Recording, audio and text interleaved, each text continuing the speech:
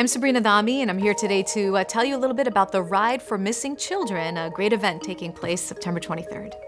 The Ride for Missing Children is a 100-mile bike ride that goes through a bunch of different Capital Region towns, and it started actually back, the idea for it was in 2007, and it's an offshoot of the Ride for Missing Children in Utica, because this takes place in a lot of our major cities in upstate New York, Syracuse, Buffalo, Rochester, Utica, but there wasn't one in Albany. So in 2007, a now retired state police investigator who took part in that Utica ride was encouraged to start the ride in Albany as well.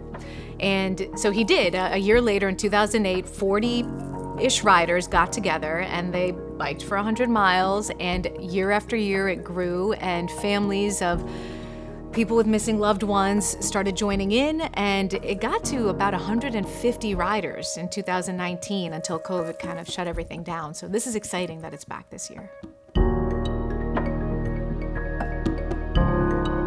Unfortunately for us here in the Capital Region, we do have many families who have missing loved ones, and in some cases it's been decades, and they have no trace, no leads on where their loved ones are, and these were children, in some cases teenagers, high school seniors who just vanished. Greg Freer was a senior in high school when missing from the Scotia-Glenville area. His brother, Matt Freer, is heavily involved in this ride now. He's one of the organizers and really got involved in it, his mother as well, because of his brother going missing. Suzanne Lyle was a freshman at UAlbany.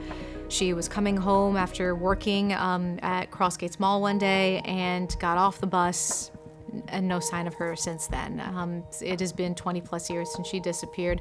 Jaleek Rainwalker, we're approaching 15 years since he was last seen. He was just 12 years old when he disappeared. The goal of this ride is to support those families, have them feel like they have a support system in the ride, and to keep their names out there, to raise awareness that these cases still exist, these families are still searching. We have a week's long worth of coverage planned. It's starting Monday, September 19th, where we will introduce the organization that is in charge of putting this ride on, putting all of these rides on. It's the National Center for Missing and Exploited Children. So we speak with the New York executive director of that organization, as well as the local gentleman who is in charge of the whole ride in Albany. So together they work to put this ride on. And so starting Monday, you'll learn more about this organization, what it does, the challenges it continues to face, and then it all culminates with Ride Day, which is that Friday, September 23rd, and starting in the morning, throughout the day, we'll bring you live coverage as 100 riders embark on this journey to raise awareness together with one purpose, one voice, and just bring attention, the really much needed attention to these cases for the Capital Region.